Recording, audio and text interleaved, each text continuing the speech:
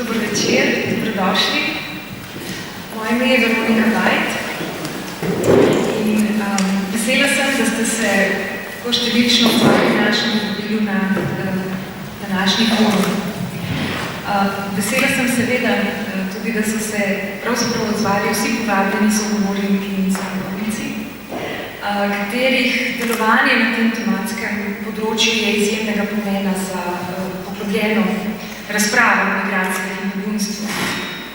Torej, pozdravljam dobrodošlica v mojem imenu Ajgul Hakimovi, ki je aktivistka iniciative Protirasistična fronta brez meja, Mihi Nabergol iz Pravno-informacijskega centra nevladnih organizacij, kolegici Mojci Pajnik iz Mirovnega inštituta in Fakultete za družbene vede, Boštjanu Videmšku, ki je novinar Dela, in Juretu Poglajnu, ki ga nekako predstavim kot aktivist, ki je med prvimi organiziral pomoči Slovenije v Grčiji.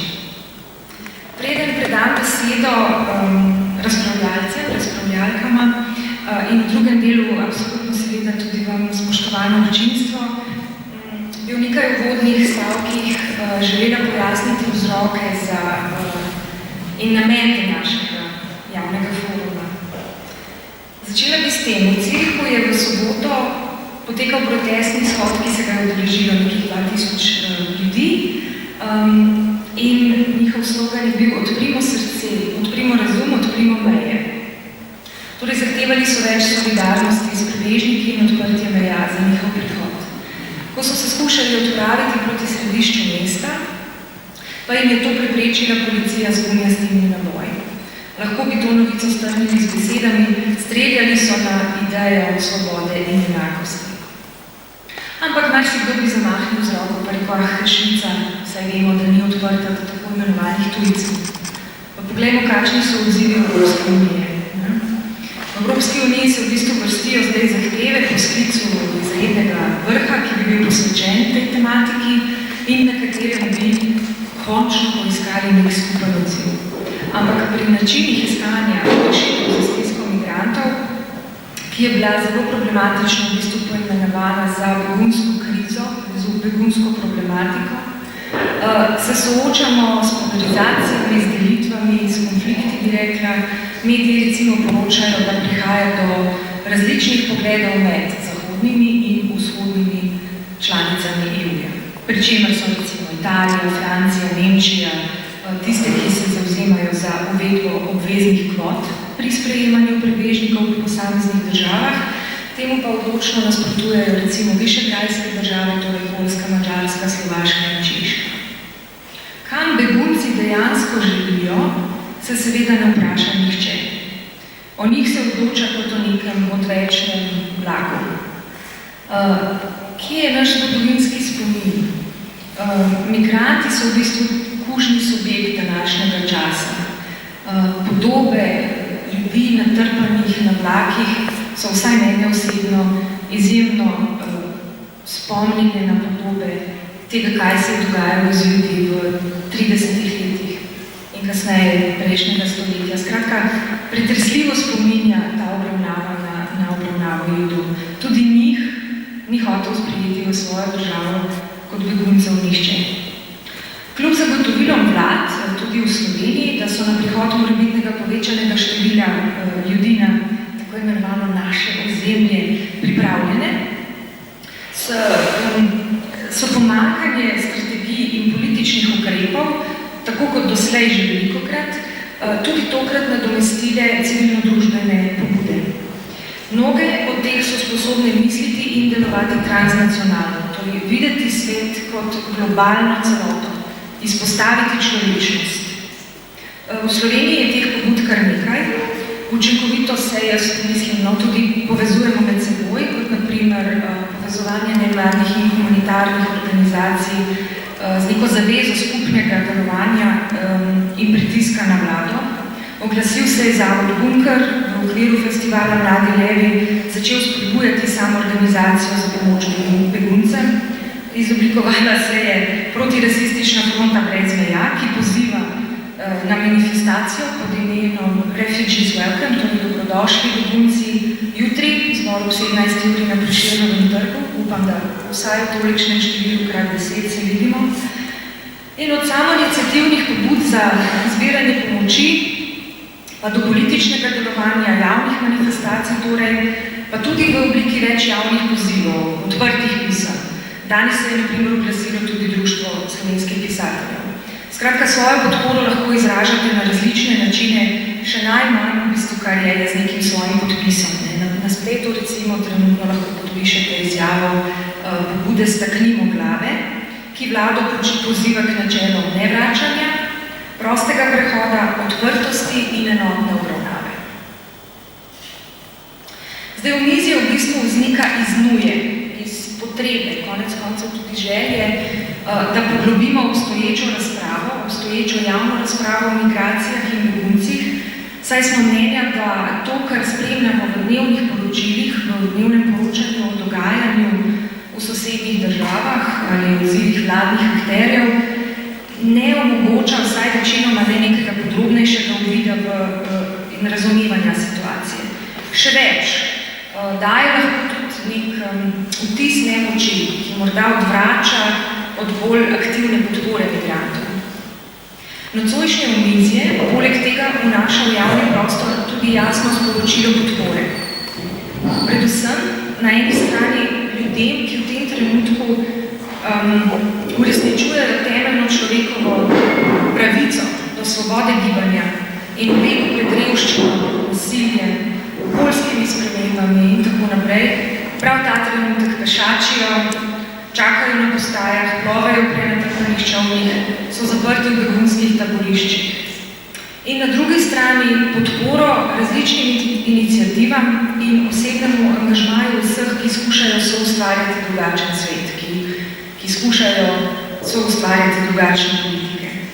Na forumu torej želimo izpostaviti širše vidike, strukturne vzroke za migracije in nasloviti ključna vprašanja, ki jih migracije in huda stiska beguncev porajajo. Zgodbe o razčlovečenju ljudi, ki bežijo iz svojih domov, so postale stalnica in zelo jasno se kaže okrutnost obstoječega evropskega sistema.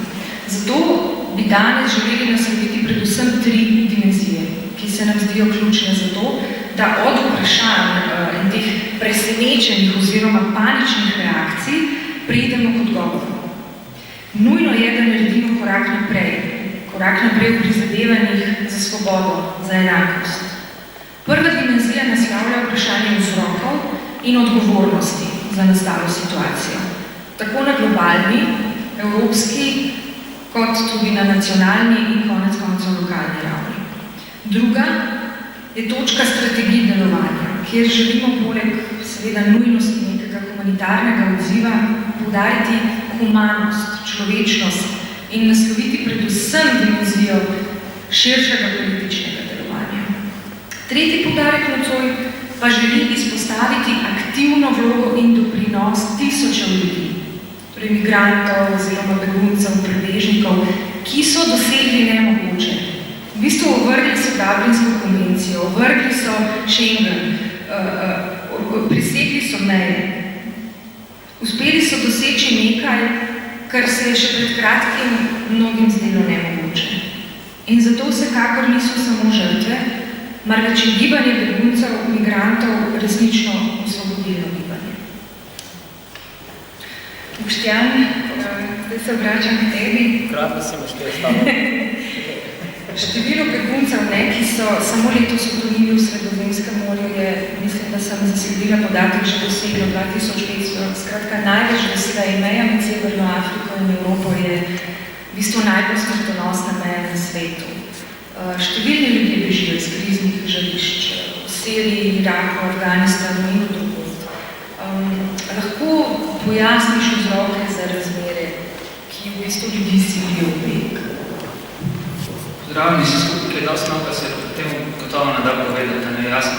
Sredozemlje je množično grobišče, polno neoznačenih bregov, kjer se odvija veliki zločin proti človeštvu. To ni nič blazno novo. Vemo, kjer so odprti konflikti v tem času, poznamo razloge za njih in ne vem, če je zelo koristno, da nadobno človek razpravljamo na njih. Vsi mi, ki smo tukaj, moje te razloge tako ali drugače poznamo. Treba je korak naprej. Nismo več po mojem času, ne moramo si več prvosoditi, ker nimamo časa, da bi postavili vprašanje, iščemo lahko izključno in samo odgovore. Imamo na eni strani Sredozemlje, imamo na drugi strani tako imenovano balkansko pot. Obe poti sta nevarni, ena bolj druge. Obe poti sta množični, obema potema se je zgodil v političnem nekorektnem jeziku absoluten clusterfuck. 7-8 razlogov se je združilo v nekaj tednih, v nekaj mesecih.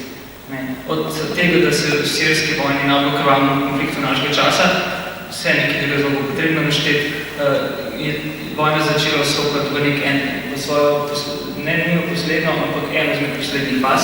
V državljanskih vojnah, v takšnih konfliktih so te faze ponovati najbolj krvave, ker se razdelujejo v zemlji. Ob tem je praktično nas težava kar prepuščala.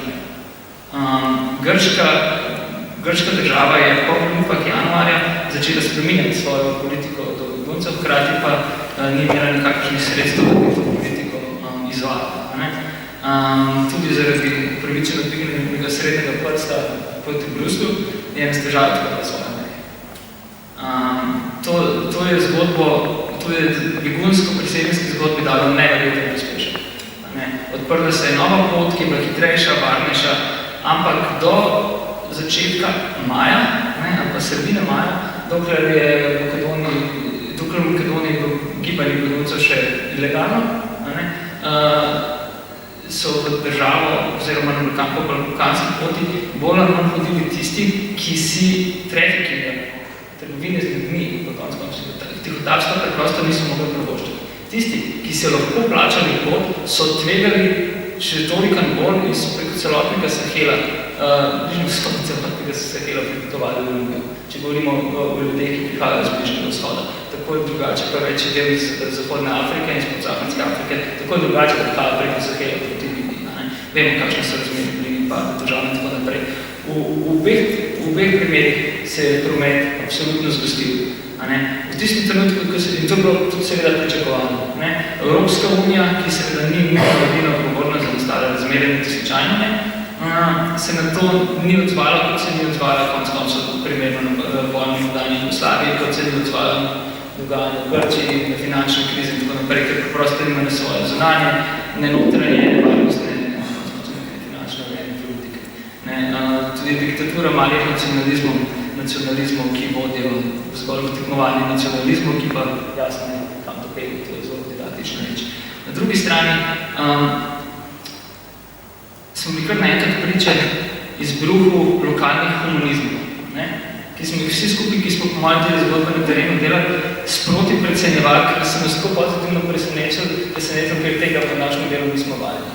Ljudje se to nekrat začeli deliti so pomoč države, ki niso ravno sloveli po svoje demokratičnosti in zagovornosti človekove pravice ali Srbija, so se razcvetele in tako naprej. Ampak ta navidezen komunizem bi bilo namudoma treba prevezati tisto, kar potrebujemo vsi. Radikalno političen oportunizem. Tako je šlo najhitreje, tako je bilo najbolje za vse. Tako kot sta v zadnjih tednih, če pozavamo tisti izoparen vikend pred 3 tedni, postopali Makedonija in Srbija v letošnji pomladi, bomo postopati vse države na poti. In zelo malo je manjkalo, da bi ta balkanska pot postala zares varna, da ne bi treba uvesti in hitra, in učinkovita, ker končna postaja je očitno odprta. Seveda ne nacionalističnih agent iz politično in ekonomsko oportunističnih razlogov. Treba je preseči ta emocionalen jezik v tem trenutku. Seveda ne v upovedovanju zgodbe javnosti, da tako javnost lahko nagovorimo. To pa smo po mojem večinoma vsi pripričani v eni isti stvari. Zato moramo biti nagnjeni iskanje rešitev. Iskanje rešitev je izključno in samo možno v kontekstu realne politike. Realna politika pa tukaj in zdaj omogoča z lobiranjem in pritiski, in to se v Bruslu in tudi je že zelo intenzivno dogaja, vzpostavitev 2 različnih humanitarnih konvojov. En je morski, drugi je kopenski. Za vzpostavitev humanitarnih koridorjev je nujno potrebna vpletenost praktično vseh evropskih ključnih igralcev. vseh evropskih ključnih institucij, ki morajo biti prisotne, tako v Libiji kot v Turčiji, ne v prvih postajah, ampak prvih izven zares vojnih postajah, ne glede na to, da se in v Libiji in Turčiji še v zadnjem času se posebej zaostrujejo situacije se bo še bolj, Turčija ima konflikt v prihodnjih letih. Ob tem je potrebno seveda v Sredozemlju uvesti preko Sredozemlja z ene strane pa humanitarni koridor, da nadaljujejo proti italijanskim otokom in italijanske celini.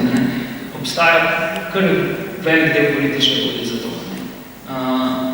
Tukaj je prostor za politične akterje, za civilno družbene akterje, v tem trenutku poleg lobiranja prostor, izključno samo o tem, po mojem mnenju, kar sta počela David in Mule na Lesbosu. Za neposredno akcijo, brez patetike, naravnost, človečnost, z dekami, kruhom, vodom in srcem. Mojca Pajnik, v bistvu bi takole rekla, Evropska unija, zahodni svet, vse smo soodgovorni. Seveda je treba pomagati beguncem, ampak verjetno se je potrebno tudi soočiti s to neprijetno resnico orožarskih poslov, sprovociranih državljanskih vojen, nepravičnimi ekonomskimi politikami, interesi kapitala. Kako bi ti komentirala, kaj ti meniš? Ja, v bistvu nekako je zdaj Boštjan izval v smeri trajekt, da gremo v smeri rešitev, v smeri tega, kar pač počnemo, bomo počeli, ampak vseeno, če si lahko dovolim to ekskurs v zgodovino, s katerim si v bistvu ti tudi začela. Nekako ideja Evrope, če pogledamo pač od vzpostavitve Schengena, ki se ga zdaj tako še vedno nekako kuje neko dobro politiko in gledali smo zdaj pač evropske voditelje, kako so se v bistvu čudili, Schengen se nam zdaj ruši, pa vendarle bilo nekaj dobrega, čakali smo na to, da se ruši, sami ga nismo, državljani Evropske unije ga nismo uspeli zrušiti in smo nekako varno živeli za 80-ih naprej, ko se je rodila ta ideja znotraj teh meja, v tej iluziji pač prostega pretoka znotraj meja.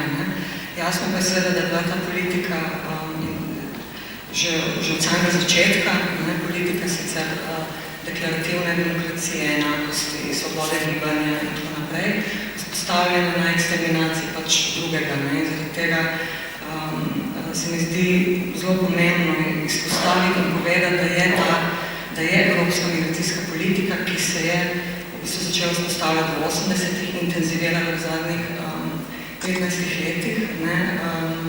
Politika, ki je utemeljena na rasizmu.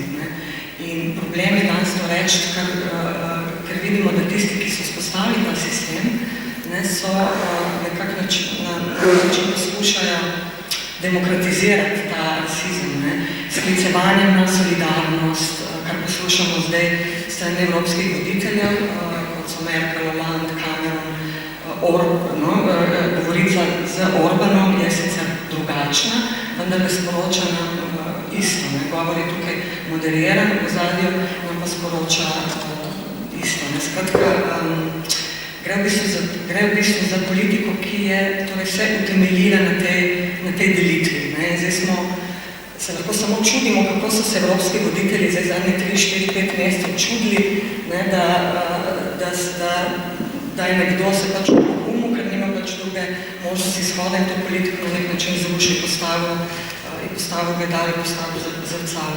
Tako da to je jasno, da pač skozi politika gradnje zidov, gradnje elektronskih, prstnih odpisov, spostavljajo se pač že zadnjih 30 let sofisticirane baze podatkov, zdaj se pač fizične meje gradijo še naprej in to je še vedno odgovor, ki ga Evropska unija ponuja. Tako da jaz tukaj nisem optimistična v tem smislu. Zdaj smo poslušali v zadnjem tednu, kako mediji na nek način zaznavajo, že malo da ne aplaudirajo reakcijam, recimo Nemčije, ne, ki se postavlja zdaj za vzor, ne, dajmo solidarizirati. Ne. To je to, kar vidim, da prihaja pod solidarnost strani evropskih voditeljev, je nek humanitarizem, bi rekel, s figo v žepu. Ne. Ja, seveda, damo pač deke, damo vodo, ne, damo kilograme banan, smo videli zelo indikativno, ne, na železniških postajah na Dunaju in v Münchnu, pokažemo ta humanitaren obraz, operimo se, zdaj pa pošljemo ljudi v centre in tam se pa začne registracija. Ne. Kaj pomeni registracija? Ne. Tudi vemo, smo tudi že videli, ne. Se pravi, pomeni spet, bomo segregirali, bomo iskali vzroke, kdo sodi, kdo ne sodi sem in ne, na teh delitvah, te delitve se bodo perpetuirale. Ne. Zaradi tega je ta humanitarnost, solidarnost, človekove pravice, na katere se sklicujejo evropski voditelji, tu ne gre za to. Ne. Uporabi so v bistvu govorico, ki jo je na nek način, to, kar si ti izpostavil, ne, ki jo prakticirajo državljani in državljanke, je ne prakticira oblast. Ne. Ker ti isti voditelji, torej istočasno, ko govorijo v diskurzu človekovih pravic, ne, istočasno govorijo o tem, da je potrebno ločiti begunce od ekonomskih migrantov. Tem slednji, ti jasno nimajo perspektive in jih bo treba vrniti. Ta ista govorica, ki se sklicuje na solidarnost, ki se sklicuje na človekove pravice, vzpostavlja Balkan za varni tretji prostor. Zakaj? Spet zaradi tega, da se pač problem pomakne v Makedonijo, da se problem pomakne v Srbijo, ki so, kot si izpostavil, v bistvu dejansko pokazale rešitve. Drugo, azilni sistem, ki bi bilo treba premisliti od samega začetka. Če pogledamo čisto zakonodajno, vzpostavil se je kot v bistvu dediščina konvencije beguncev iz leta 1951, nenazadnja deklaracija o človekovih pravicah, ki, kot vemo, ne omogočajo, da ti zapustiš državo, puščajo pa suverenost nacionalnim državam, da selekcionirajo, kdo bo zdaj dobil zatočišče in kdo ne. In tukaj vidimo ta nek paradoks v teh pravnih mehanizmih. Azilni sistem v preteklosti kot neko mehanizem povojne konsolidacije Evrope, ne nastal v drugih okoliščinah. Takrat v prvih desetletjih po vojni je status begunca praktično pripadal večinoma tako imenovanih disidentov, ljudem, ki so se na nek način, ki so bežali, ki so bili politično preganjeni po nekih ideoloških linijah. Doskrat je šlo za to populacijo disidentov. Danes vidimo, da se sistem se je spremenil, potrebe so čisto drugačne. Evropa je soodgovorna seveda za dogajanje v Afriki, za ekonomsko komodifikacijo, za vojaško, orožarsko, farmacevtsko kolonizacijo teh držav. To je ena dimenzija, drugo pa je, da so se torej poznamo več oblike nasilja. Genocidi so, države ne zmorejo več zagotoviti nekih osnovnih ekonomskih, socialnih razmer, varnosti, državljanske vojne in tako naprej. Skratka, azilni sistem, kot ga poznamo danes, ki priznava pravico izključno zaradi nekega političnega preganjanja, ne funkcionira več. In ljudje, ki so tukaj, so ga sesuli in sesuli ga je potreba.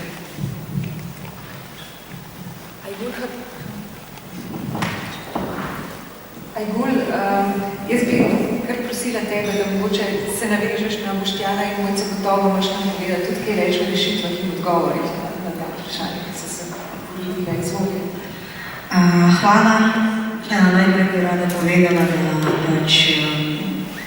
v tej vsej situaciji smo se odločili nekako kot gibanje oziroma kot skupina posameznikov in posameznic različnih iniciativ in organizacij, da moramo iti na cesto, da moramo ustvariti nek politični prostor. Tako da tukaj je šlo res za neko gesto brez zadnjega pomislika, zaradi tega, ker pač, kako ste že prej povedali, se absolutno strinjamo, da evropski migracijski režim ne deluje več. Evropski migracijski režim namesto tega, da bi ponudil neko možnost bivanja za ljudi, ki bežijo, ali pa tudi ne, vsej po vzrokih lahko tudi pogovorimo, ne more več tega narediti. In zato poleg vseh teh nujnih akcij, ki so potrebni trenutno, torej humanitarna pomoč, smo rekli, da moramo iti na ulico in zahtevati dve stvari. Prvo, zdaj se izvaja pritisk na celotno Evropsko unijo, da ukini svojo azilno politiko, ki je osnovana na Dublinski uredbi. To je prvi korak. Drugi korak pa je, da obvezno morajo obstajati varne koridorje. In seveda izhajamo tudi iz te možnosti, ker pač vidimo, da gibanje begunk in migrantov, beguncev in migrantk odpira nam nek prostor, kjer lahko tudi reflektiramo sami sebe. In če sem majčkam kritična do oblik karitativnosti, bi povedala naslednje.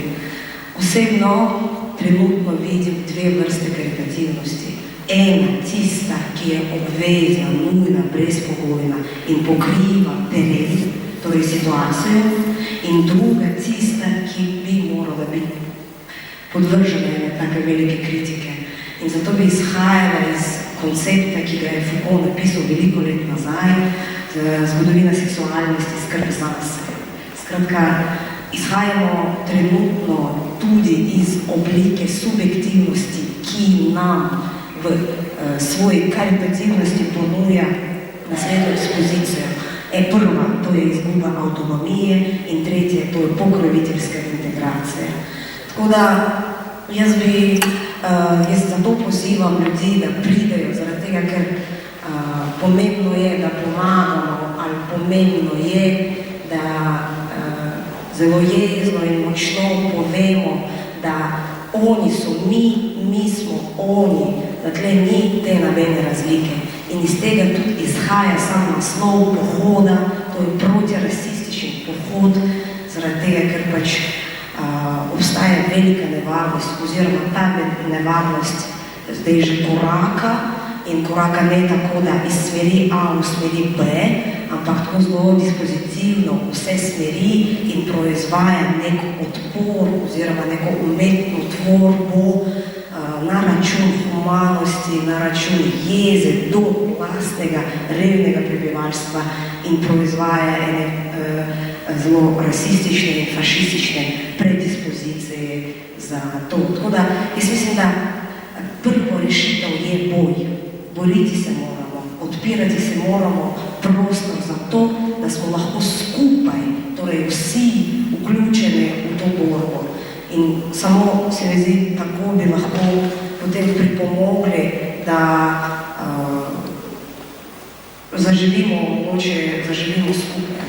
In tle, recimo, zahtevati konkretno rešitev, ki bi se naslanjala na proceduralne spremembe, nastanitvene kapacitete ali pa kjere druge so tudi na mestu, ali vseeno se mi zdi, prvi odgovor je, na kakšen način ob tej situaciji, ki je zelo prelomna, torej leto 2015 je prelomno leto, zato, da kot ljudje, kot gibanje se zavedamo političnosti tej situaciji in izgradimo resnične alternative. Ne samo tej vzajemnosti človeškega sobivanja, ampak alternativo neoliberalnemu projektu Evropske unije, ki si išče prostor za filtracijo nove delovne sile in proizvaja hierarhizacijo od znotraj same družbe. Tako da v tem kontekstu in seveda v teh konkretnih paradigmatskih primerih absolutno pozivamo ne samo, da pridete na pohod, ampak tudi po pohodu, da se oblikuje na široka mreža in koalicija, da pač se dela na tem nivoju. Torej, skupni boj na različnih nivojih, to je ta rešitev trenutno.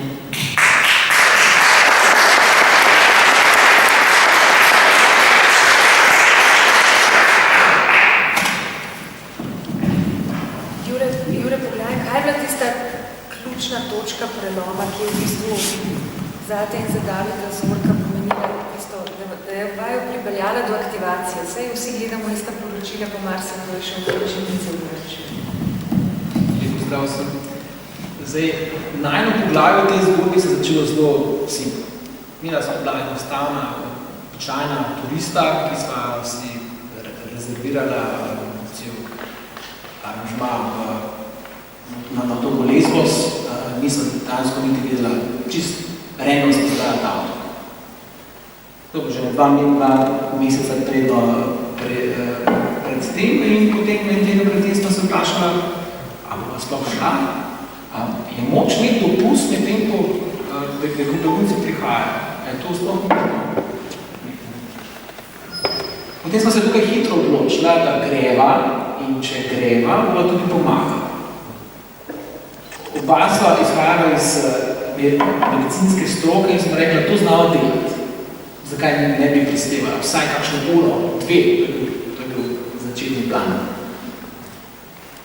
Vedela sva, da imala neko omejitev pri tlagi, torej nisem sama potrebovala toliko, smo vzela do 23 kg čevljev, sanitetne materiale in smo šla na Lesbos. Prej sem se seveda pozanimala, kaj potrebujejo. Obstaja skupina Help for Refugees in Molivos. Molivos je severno mesto na otoku Lesbos. Bila smo z njimi v stiku in smo pripeljali te stvari. Jasno smo se javili tam, tukaj sva. A lahko kaj pomagamo. In sva. V začetku sva bila v bistvu ves čas najboljši približek zdravniku. Zdravnika tam ni bilo. Tis kraj je dejansko pozavljeno države, Evropske unije, tudi v lokalne skupnosti. Pomagala sva, kako sva lahko, kot zdravnika, kot medicinski sestri, kot razdeljalca hrane, vode, oblačil, predvsem kot buda. Vsak dan. V začetku smo pomagali, ker kasneje smo videli, da 1, 2, 3 ure ne bo šlo na dan, da oni potrebujejo 2 par in smo ostali po celem dnevu. Torej, od turizma ni bilo kaj dosti.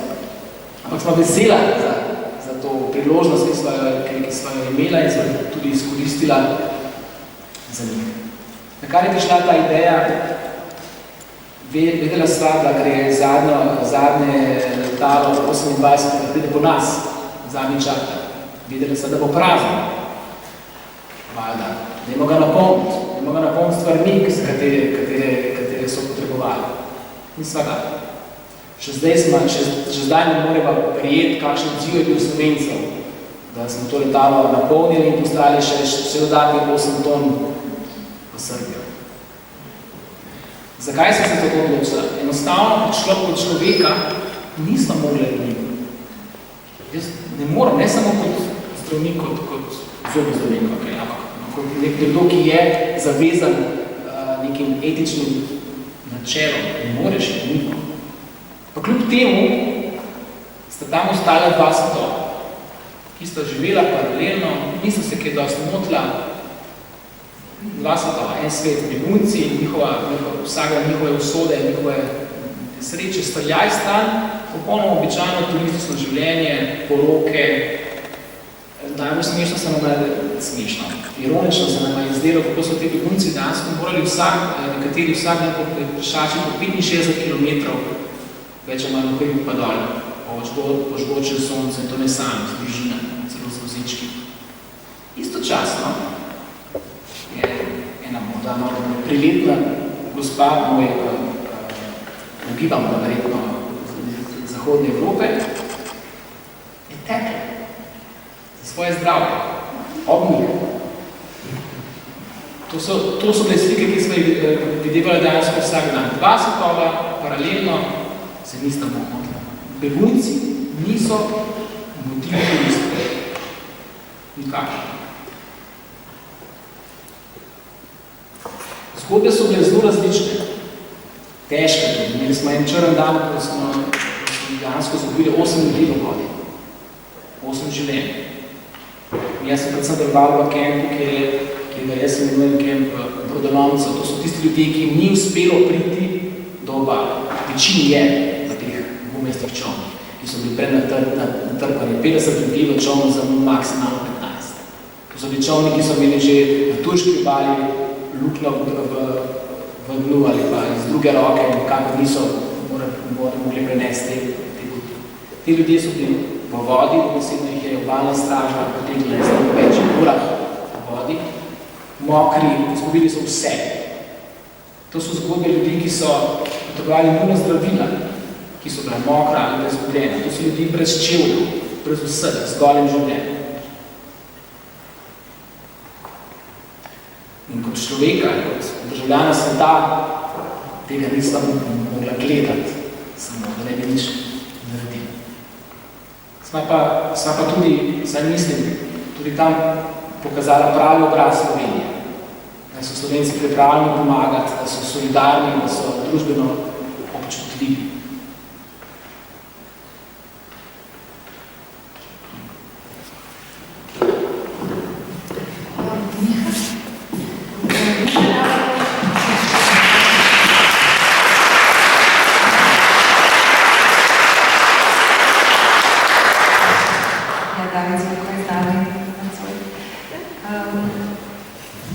Miha, veliko je v bistvu teh iniciativ, ljudje bi radi pomagali. Zdaj smo videli na Mačarskem, v Avstriji, vsi so se v avtomobile, se peljali čez mejo, da bi ljudi pribrali. Radi bi odprli svoje domove, ponudili prostor v vikend hišicah in tako naprej. Kapitalizem sloni na tej samoiniciativnosti, na posamezniku, ampak vendarle tukaj trčimo v zakonodajo. V bistvu so te samoiniciative nekako vsaj prekršek, vsaj globa se ti piše. In zdaj razen nekega odziva, da pride iz vlade zaradi močnega pritiska javnosti nek impuls do policije, se obrnemo stran, zamižimo na eno oko, v bistvu ni videli, da bi bila tukaj strategija. Kako lahko ti mogoče nas malo komentiraš ali pa svetuješ ljudem, ki bi želeli na ta način pomagati beguncem? Kje imamo rešitve? Mislim, da je še tukaj en potencial za mobilizacijo, to širše. No, naj najprej malo pojasnim, s čim se ukvarjam. Približno 4 leta delam na področju mednarodne zaščite, se pravi, se ukvarjam z begunci. Sem diplomiran pravnik, kot tudi moji kolegi iz naše organizacije Pravni informacijski center. Med drugim nudimo pravno svetovanje in pravno zastopanje v postopkih mednarodne zaščite. Imamo tudi v azilnem domu eno pisarno, kjer smo vsak delovnik prisotni, tako da v bistvu praktično zastopamo vse prosilce za mednarodno zaščito v Sloveniji. Imam predvsej dober uvid v to problematiko. Zdaj, v zadnjem času je zanimivo videti, kako je to naše področje nalepno na prvih straneh časopisov. Vsi se pogovarjajo o temu. Zelo spodbudno je tudi na nek način super je videti vso to sočutje in zanimanje ljudi, ki prej v bistvu ga ni bilo. Obenem opazimo, pač tako kot je verjetno vedno, če se z nečem ukvarjaš, pa se potem o tem govori v medijih, kako je na nek način pomakljiva ta slika, ki se kaže pač v javnosti, ali pa se izrisuje počas v medijih, kljub dobremu delu pač mnogih novinarjev in ostalih, ki se trudijo v to smer. Tako da mogoče bi eno stvar v zvezi s tem omenil, da preveč se dajo vtis, vsaj po mojem mnenju, kot da je ta situacija zdaj nekako unikatna ali pa drastično drugačna, kot je bila. V bistvu pred kratkim sem bral o tem, da je podobno, kar se tiče migracij v Evropi, so bile leta 92, oziroma takrat še više, potem okrog leta 2001, pa zdaj ponovno. S tem, da tudi, če gledamo v zadnjih 5 letih, naprimer, niso številke iz leta 2015 tako drastično velike, kot so bile, naprimer, 2012, ki je bila na zadnji tak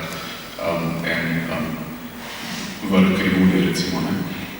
Kar pa je mogoče zdaj nekaj povsem novega, je pa ta odziv javnosti, ker mislim, da nismo v Sloveniji, ampak vse evropsko ali pa svetovno se več pozornosti zdaj tej problematiki posveča. Ne vem, kot sem že rekel, pač tudi zelo pozitivnega odziva ljudi, tako da je mogoče to vse skupaj tudi ena velika priložnost za spremembo evropske politike, posledično za spremembo slovenske politike. Zdaj, Veronika, vprašala si konkretno glede tega, kako lahko ljudje pomagajo, oziroma še pred tem vprašanje, če bi ljudje pomagali, eventualno v Sloveniji, če bi bilo to potrebno, na ta način, da bi recimo vozili ljudi z avtomobili ali pa jih nastane. Jaz mislim, da to je načelno prekršek po zakonu o tujcih. Obenem bi pa v bistvu rekel, da zelo malo verjetno je, da bi taka pomoč pa sploh potrebna v Sloveniji. Iz večjih razlogov, kot prvo vprašanje, če pa sploh tako ogromno število ljudi. Po drugi strani sem vsem do neke mere optimist, kar se tiče odziva slovenskih oblasti na tako pač morebitno povečanje števila beguncev. Namreč do takih kriz, kot jih vidimo v Grčiji, na Madžarskem pa tako, pride, ali pa naprimer na grško-makedonski meji pred tedni, pride izključno zaradi nekih nerazumnih ukrepov oblasti. To so take v bistvu man-made disasters, ki jih je čisto preprosto preprečiti. Tako da, kadarkoli so ljudje nekje na žgočem soncu, brez vode in hrane, to je izključno za slabe politike in se pač z malo drugačnim ukrepanjem to preprosto preprečeno. Nekako ne gre za to, da so take neobvladljive številke ljudi, recimo, da se ne bi dali pomagati. Tako da vsekakor upam, da v Sloveniji v takih situacij ne bo prišlo. Kar moramo pa dejansko v Sloveniji biti najbolj pozorni, oziroma kar v primeru prihoda večjega števila beguncev bo najbolj ključno, je pa to, kako se bojo izvajali postopki. Uradni postopki, ki so določeni za obravnavo migrantov, za obravnavo prosilcev za azil. Torej, na eni strani so to policijski postopki, ki se izvajajo na meji, v bližini meje, pa potem naprej te azilni postopki, ki se izvajajo v azilnem domu. Po eni strani, če bo res prišlo do velikega povečanja, se zna zgoditi, da to bo velik izziv za same institucije, ki se s tem ukvarjajo in bo sigurno za tega se pojavljajo težave. Po drugi strani, verjetno bo prišlo do nekih drugačnih ukrepov, do spremembe postopkov kot odziv na to in zdaj moramo biti pozorni na to, kakšni ti ukrepi bojo. V primeru, da bojo neprimerni, da ne bojo v skladu standardi, ki jih zahtevamo, da primerno odreagiramo. Tukaj je tudi mogoče, Veronika, tvoje vprašanje je bilo, kako se ljudje lahko aktivirajo, kako lahko pomagajo. Jaz mislim, da javnost najbolj lahko pomaga tako na prvem mestu, da se čim bolj informira o tej problematiki, ker področje migracij, področje begunstva je v bistvu precej kompleksno, zato tudi rešitve so kompleksne, nekih preprostih rešitev. Tako da na prvem mestu bi bilo fajn, da se ljudje čim bolj informirajo o temu in potem tudi so pozorni in če oblasti pristojne ne ravnajo prav, da se aktivirajo, da se odzovejo na to, da izrazijo svoj glas, da je treba ravnati drugače. Lahko smo ti vprašali?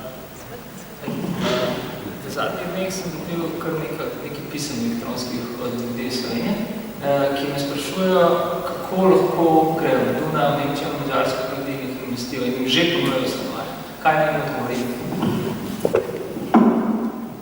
Torej, ljudje v Sloveniji, da bi odpeljali koga? Tako, že ponujajo stanovanje, ne? Tak je njih odziv napisati. Sem zelo naroden pri odgovoru. Ja, tako kot sem rekel, vrsta ljudi je pisala v zadnjih dneh, da želijo na svojih domovih nemudoma tukaj zdaj investiti Serce, ne samo Serce, ki v tej krizi, ki je bila zadnjih nekaj dni na Madžarskem, se to še posebej potenciralo. In nisem znal na to vprašanje odgovoriti, mislim, da se ti pravi šlo.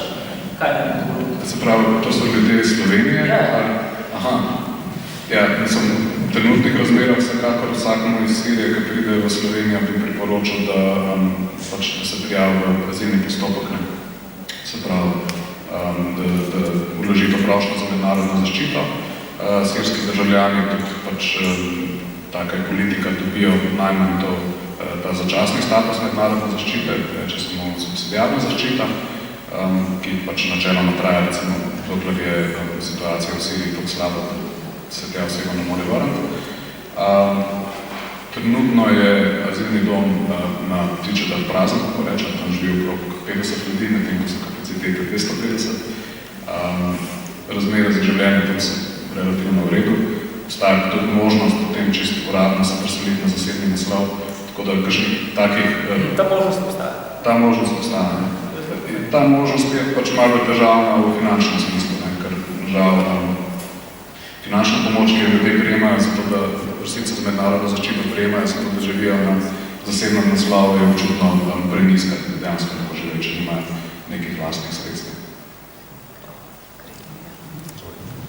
Ja, oprosti, Miha, jaz sem hodila samo povedati nekaj stvari. Jaz mislim, da v bistvu ti si povedal to, na kakšen način je zgrajena azilna politika v Sloveniji. Veš, zakaj imamo pristopiti? Zakaj Slovenija nasplošno v zadnjih od 91. ok, od 92. po 2015, koliko imamo potrjenih statusov beguncev. Ljudje bežijo, ok, z mednarodnega vidika vsak je begunc, beženc, kot pravijo Rusija. Ampak ko potrkajo na vrata Evropske unije, ona jih ne odpre in potem oni odrejo. In ko enkrat odrejo noter, morajo iti skozi ta postopek. In problem evropske migracijske politike in tiste azilne procedure, o kateri te govoriš, je ta, da ona traje in proizvaja ljudi brez papirjev. Jaz mislim, da tako, operativno gledana, seveda država Slovenija bo ponudila svoje kapacitete za nastanitev. Jaz mislim, da vsak lahko se odloči za akcijo nepokošenja pri sebi. Mislim, fino vedeti, kateri stvari so kaznive, kateri stvari so pa prekršene. In če so prekršene, pa če greš to nepokošenja pokazati, če pa je kaznivo, je edina rešitev neka skupna, množična akcija. Jaz obsojam zadevo tukaj v Sloveniji, že leta in leta imaš nekaj družin, ki so v čakanju, da dobijo status begunca od 3 do 6 let.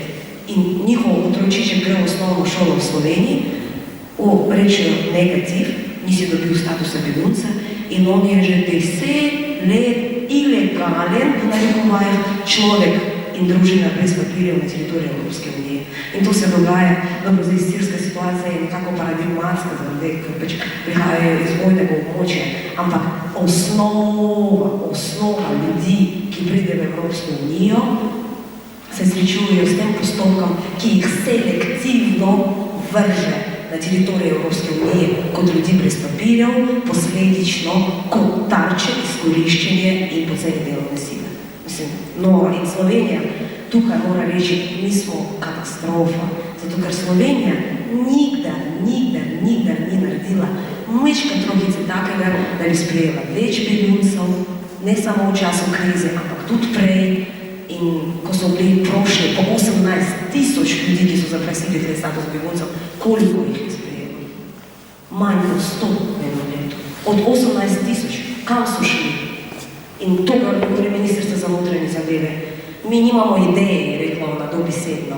Mi moramo delovati v skladu z našim zakonom.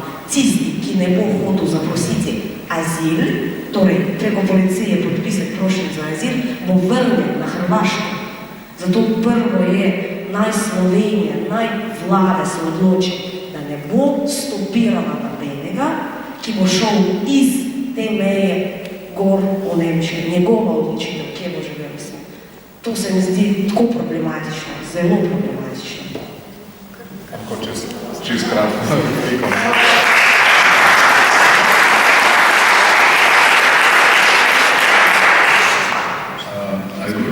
Se strinjam s tabo, tudi prej z ostalimi govorci, ki so podarili, da je treba presežiti ta sam koncept mednarodne zaščite, koncept evropske azilne politike.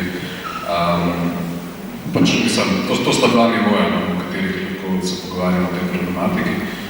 En je ta, kako bi radikalno drugače lahko obravnavali, pa morali obravnavati migracije, da se ne vključuje ali pa stigmatizira ljudi, naprimer s tem izrazom ekonomski migranti, da se ne gleda osko samo, nekdo izpolnjuje tiste pogoje iz Ženevske konvencije in druge pogoje, ki določajo, kdo je begunec, ki so, se strinjam, preseženi, mogoče niso več relevantni v našem času. Drug nivo je, jaz sem govoril nekako, mogoče bolj pragmatično znotraj te paradigme evropske azilne politike, v kateri vedno smo in tudi v prihodnih mesecih. Poleg tega širšega gledanja in delovanja bomo mogli tudi konkretno znotraj tega sistema, v katerem delujemo, iskati verjetno čez praktične rešitve. Mojca, želela sem, da nadaljuješ in v bistvu sem te hotela kratko samo vprašati, da te stročnico Slovenija, del Evropske unije, v odzivih vlade je zelo močno slišati to, da nam je še Evropska unija, mi moramo delovati v skladu zakonodajo. To, kako Evropa deluje zdaj, kako se bo odzvala, v bistvu nakazuje nekako prihodnost. Ne, mislim, to, kar si že uvodoma povedala, to analogijo z Judi, dejansko koncentracijska taborišča prej, centri za odstranjevanje tujcev, tako kot je bilo pravilno poimenovano, ker namreč ravno to ti centri počnejo. Pri 15 leti center na Celovški v Šiški, to, kar je bolj povedala, v bistvu spremljamo to, zadeva se perpetuira, ne naredi se na evropski ravni, na lokalni ravni se ne naredi nič. Stvar je, to 300 azilov, koliko je zdaj številka, v zadnjih 15-20 letih. Tako da vložiti prošnjo za azil, s tem, da imaš nič v centru možnosti, da dobi status beguncev, seveda ni rešitev, ki bi jo ponujali kolegom,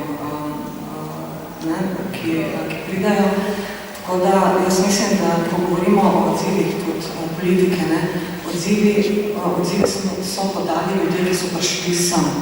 Odprite meje, spuste nas, pač želimo iti iz takih in drugačnih razlogov. Mnogi imajo že družine tukaj, ne vpraša se nobenega kam, kako. Tako da tudi ta pač, to, kar je bolj povedala, se mi zdi ključno, te preseganje teh delitev.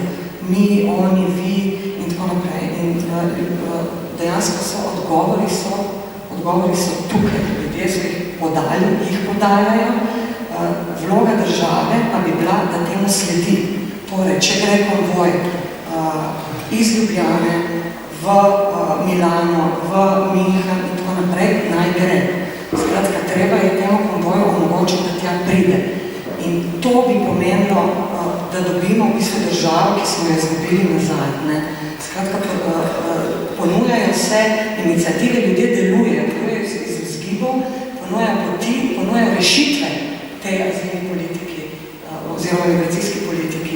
Rešitve so bile obesedene in ne samo to dogajajo se iz dneva v dan. Tako da ni zdaj ali samo prekrško ali ne, prav ta pač množična mobilizacija, na nek način ta množičen pritisk bi moral pripeljati do tega, da da države spremenijo politiko na način, kot jim jo državljani, državljanke, begunci, begunke, kakorkoli, da ne perpetuiramo spet teh delitev, ljudje, ki smo tukaj, ki ta evropski prostor živimo, ki ga soustvarjamo, da nam to omogočajo, da se spustijo iz teh, bi rekla, nekih piedestalov, kjer se pač že leta in leta reproducirajo tip autoritarnega nacionalizma, kjer se reproducirajo neoliberalne politike, videli smo na primeru Grčije, vidimo na primeru in še vedno se jug Evrope na nek način soustvarja tudi skozi migracije, skozi odzive na migracije v tem polperifernem položaju. Ne, dovolj, v bistvu rešitve se dogajajo, ljudje se mobilizirajo in enostavno politika mora temu slediti, in tu se strinjam tudi s tem, to je zdaj zgodovinska priložnost in se mi zdi zelo pomemben trenutek, kam bo Evropa v bistvu šla. Ker imamo tudi seveda skrajno problematične odzive, krepijo se nacionalistična, neofašistična gibanja, ki požigajo centre za tujce in tako naprej. Tako da ti odzivi politike bi morali biti odločni, niso odločni. Gremo, solidariziramo, damo hrano, tukaj se ustavimo. Ljudje so prišli, zaenkrat potujejo, kaj pa potem, ko bojo zahtevali, upravičeno zahtevali pravice, zaenkrat jih vidimo jih ponižane, ampak treba je dati, treba je odpreti prostor za enakost, treba je dati politične pravice in ključno je, da bo Evropa tukaj na pravi način odreagirala. Ne govorila o solidarnosti, ne govorila o enakosti, ampak jo dejansko prakticirala in poslušala državljane in državljanke, ki smo tukaj, ki ta prostor soustvarjamo in naj pustijo, da se ga soustvarjamo. Ni mogoče ravno najmočnejši moment, ki se je zgodil v zadnjih tednih, to, da so na koncu vzeli svojo sodo v svoje roke. Kako se ti rekel, postali so osvobodilno gibanje, na nek način jih je videl kot nek civil rights movement 21. stoletja, ki se je dogodil popolnoma spontano, dogodil se iz čiste eksistencialne potrebe, iz nuje. Tudi solidarnost je bila, bi rekel, vitalna potreba. In skoraj biblijsko to krenilo, bi rekel, nam razlagati, kaj je prav in kaj je prav. In zdaj se bi v bistvu odzivamo na tisto, kar bi v resnici potihamo, oče Romija o tem ravno želeli biti. Govorimo o civilno-drugem gibanju, o komunizmu, o aktivizmu. Dobivamo radikalno lekcijo tega uživo. Mislim, da je čas, da se moramo ne samo teoretizirati, ampak se učiti iz neposredne radikalne prakse. Ta praksa, kot se rekel na začetku, je dejansko povzročila, bi rekel, kot problem v Schengenu, povzroča težave vsaki nacionalistični politiki posebej, sproža notranjo evropsko debato, sproža debato med različnimi državami, med različnimi vladami, je nadideološka, je nad ekonomsko v resnici. Vse tako je to živo mogoče videti. In tudi sproža zaradi konc koncev, treba priznati tudi nekaj drugega, ko živimo v zelo vizualnih časih. Seveda, v vseh socialnih omrežjih, v diktaturi podobno in tako naprej. Ne bomo omenili primere iz prejšnjega tedna, ampak enega drugega. Ves čas ima aktivizem v Evropi je plod solidno živečega srednjega razreda pika. Več ali manj aktivizem je usidran v zoni dobe, ki ima blažje ekscese na poti v incidenti, se zopet lahko vrne v zono dobe. Redko je bila neposredno preizkušena, pa ne govorimo čelo. Tokrat imamo pa na drugi strani aktivizem ljudi, ki so nam ekstremno podobni, velik del jih je izobražen, mlad, urban, pripada srednjemu razredu, ima so podobne, ker se, bi rekel, velik del drugi ne strinjajo tako kulturne kot zgodovinske reference. In prepoznavanje sebe v njih, to je tisto, kar je prej vodi v neko osvobajanje. In to je dvosmeren proces, ki ga moramo mi tudi na teoretski ravni zaznati nacionalno, smo kot mojega že, zato je tudi taka množična aktivacija, tako v Avstriji kot v Nemčiji. Hkrati je pa nujno povezovanje tega prepoznavanja nekega čistega humanizma. Humanizem je mogoče pomembno, samo takrat, ko lahko iskreno in glase rečeš, kako prekleto preziraš človeštva in izgubiš človeka potem. Ne? In tudi to mislim, da se dogaja. Ne? Ker imamo na drugi strani toliko vojn, toliko bede, da lahko iz množice izluščimo tisto, kar nam je bližje. Ne? In to je to, ki pokaže in tako naprej. Tudi nekaj vrste rasizma. Ne? V aktivizmu je prisotno, v tem novodobnem aktivizmu je veliko rasizma prisotnega, pa ga je treba uporabiti kot orožje proti njemu samemu. Ne? In če to povežemo z real politiko, ki deluje na neki ravni, vedno bolj se ne skozi. Upam, da se ne motam, v pravi smeri optimistično, ne, se da lahko tlakovati rešitve. Ne. Tudi pa so oziroma sistemi rešenja in tako naprej odpirali meja. Mislim, da se mi nadatično zdi na blizu pa zelo mogoče, da obstajajo številni skupni cilji dveh nenujno združljivih strani. Odtujevanje je nekaj strahovito navarno, tukaj ne znajte.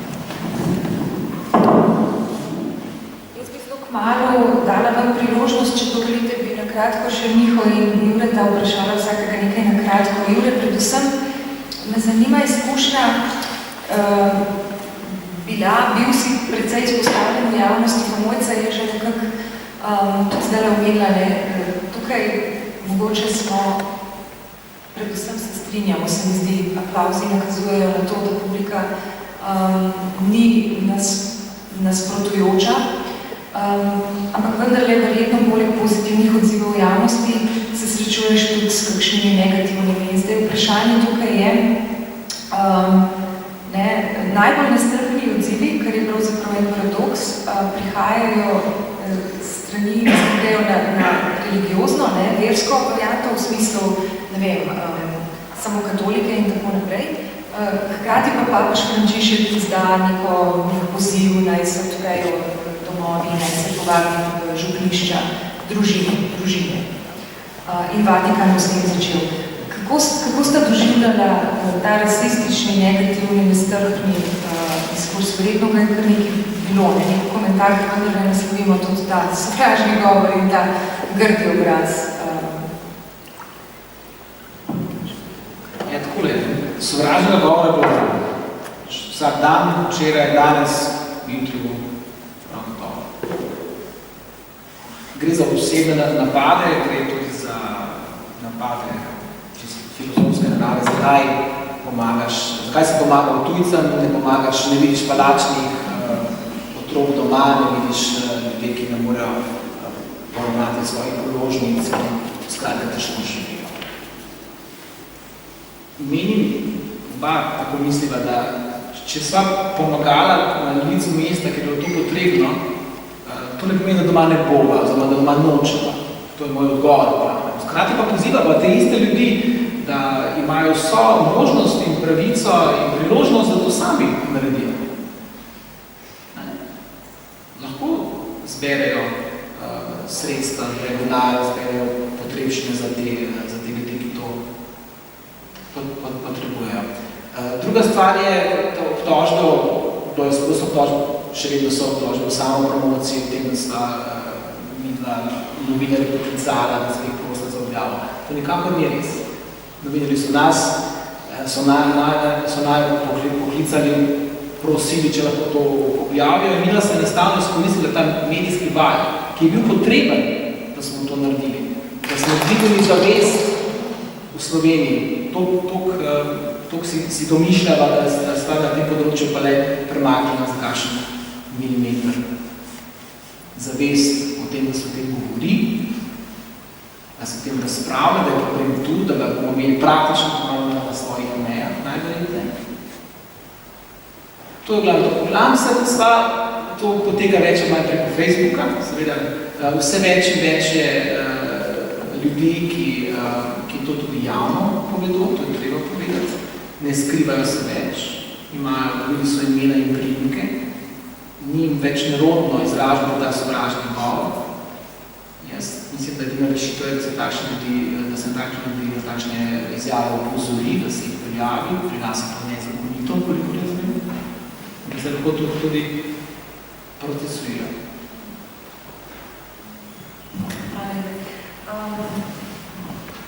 Miha, vem, da izvajate na Blicu monitoring tudi policijskih postopkov v upravi, če sem se narobe izrazila, morda relevantno za primer situacije, da dejansko povečano število ljudi se znajde v Sloveniji v postopkih. Na kaj je potrebno upozoriti? Mogoče tudi čas za neko skupno akcijo, poziv.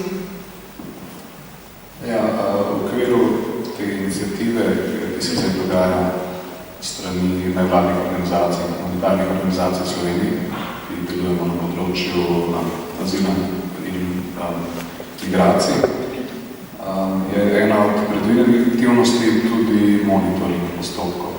Do določene mere to že izvajamo zdaj. Jaz osebno hodim približno enkrat mesečno, grem na eno policijsko postajo, ki jo izberemo tam pač v bistvu izvedem nek pogovor s policisti, ki izvajajo postopke z migranti, pregledujem dokumentacijo, statistiko in tako naprej. Zdaj v primeru pač večjega števila beguncev pa razmišljamo tudi v to smer, da bi ukrepili ta monitoring.